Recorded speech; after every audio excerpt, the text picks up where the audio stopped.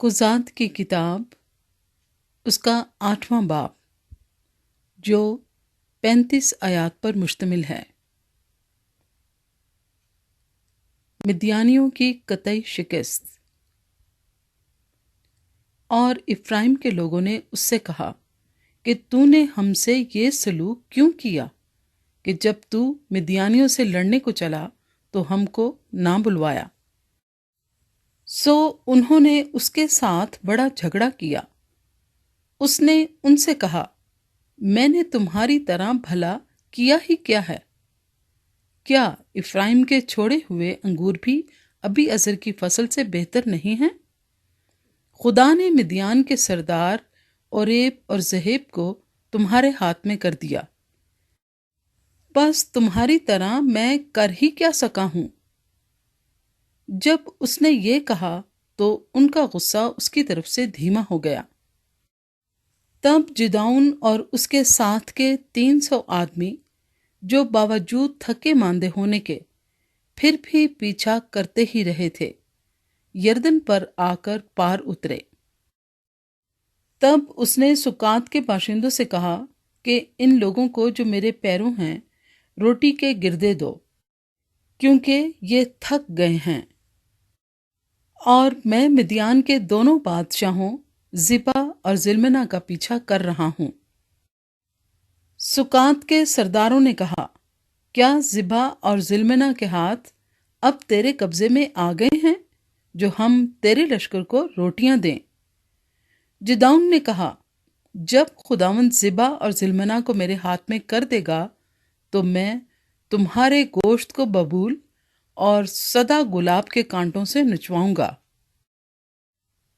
फिर वहां से वो फनुएल को गया और वहां के लोगों से भी ऐसी ही बात कही, और फनुएल के लोगों ने भी उसे वैसा ही जवाब दिया जैसा सुकातियों ने दिया था। सो उसने फनुएल के बाशिंदों से भी कहा कि जब मैं सलामत लौटूंगा तो इस बुर्ज को ढा दूंगा। और ज़िबा और ज़िल्मना अपने करीबन 15,000 आदमियों के लश्कर समेत करकूर में थे, क्योंकि फकत इतने ही अहले मशरिक के लश्कर में से बच रहे थे, इसलिए कि 1,20,000 शमशीर जन मर्द कत्ल हो गए थे। सो जदून उन लोगों के रास्ते से जो निभा और यकबहा के मशरिक की तरफ डेरों में रहते थे गया और उस लश्कर को मारा, क्योंकि वो लश्कर बेफिक्र पड़ा था। और ज़िबा और ज़िल्मना भागे और उसने उनका पीछा करके उन दोनों मिद्यानी बादशाहों ज़िबा और ज़िल्मना को पकड़ लिया और सारे लश्कर को भगा दिया। और योआस का बेटा जिदाउन हर्स की चढ़ाई के पास से जंग से लौटा, और उसने सुकातियों में से एक जवान को पकड़कर उससे दरियाफ्त किया। सो उसने उसे सुकात के सरदारों और बुजुर्गों का हाल बता दिया, जो शुमार में 77 थे। तब वो सुकातियों के पास आकर कहने लगा कि ज़िबा और ज़िल्मना को देख लो, जिनकी बाबत तुमने तंजन मुझसे कहा था। क्या ज़िबा और ज़िल्मना के हाथ तेरे कब्जे में आ गए हैं कि हम तेरे आदमियों को जो थक गए हैं रोटियां दें? तब उसने शहर के बुजुर्गों को पकड़ा और बबूल और सदा गुलाब के कांटे लेकर उनसे सुकातियों की तादीब की, और उसने फनुएल का बुर्ज ढाकर उस शहर के लोगों को कत्ल किया। फिर उसने ज़िबा और ज़िल्मना से कहा कि वो लोग जिनको तुमने तबूर में कत्ल किया कैसे थे? उन्होंने जवाब दिया, जैसा तू है वैसे ही वो थे। उनमें से हर एक शहजादों की मानिंद था। तब उसने कहा, वो मेरे भाई मेरी माँ के बेटे थे। सो खुदामंद की हयात की कसम, अगर तुम उनको जीता छोड़ते तो मैं भी तुमको ना मारता। फिर उसने अपने बड़े बेटे यतर को हुक्म किया कि उठ, उनको कत्ल कर।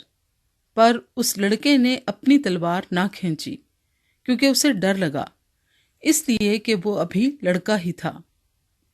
تب زبا اور زلمنا نے کہا، تو آپ اٹھ کر ہم پر وار کر، کیونکہ جیسا آدمی ہوتا ہے ویسے ہی اس کی طاقت ہوتی ہے۔ سو جدعون نے اٹھ کر زبا اور زلمنا کو قتل کیا اور ان کے اونٹوں کے گلے کے چندن ہار لے لیے۔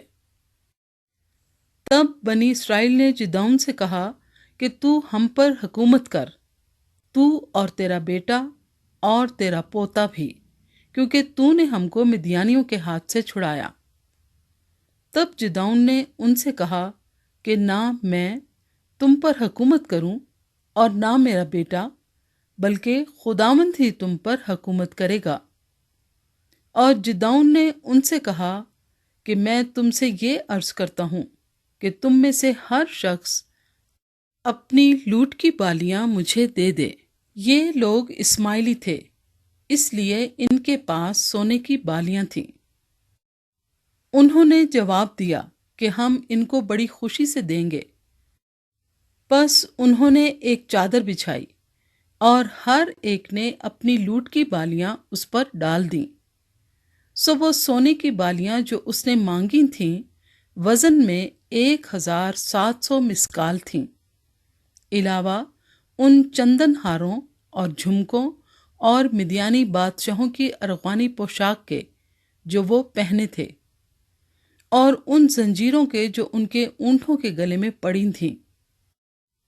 اور جدعون نے ان سے ایک افود بنوایا اور اسے اپنے شہر افرا میں رکھا، اور وہاں سب اسرائیلی اس کی پیروی میں زنا کاری کرنے لگے، اور وہ جدعون اور اس کے گھرانے کے لیے پھندا ٹھہرا۔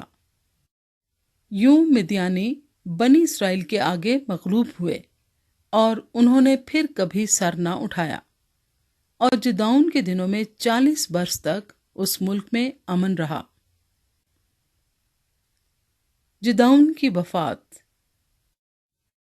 اور یواس کا بیٹا یربال جا کر اپنے گھر میں رہنے لگا، اور جدعون کے 70 بیٹے تھے جو اس ہی کے صلب سے پیدا ہوئے تھے، کیونکہ اس کی بہت سی بیویاں تھیں، اور اس کی ایک حرم بھی جو سکم میں تھی۔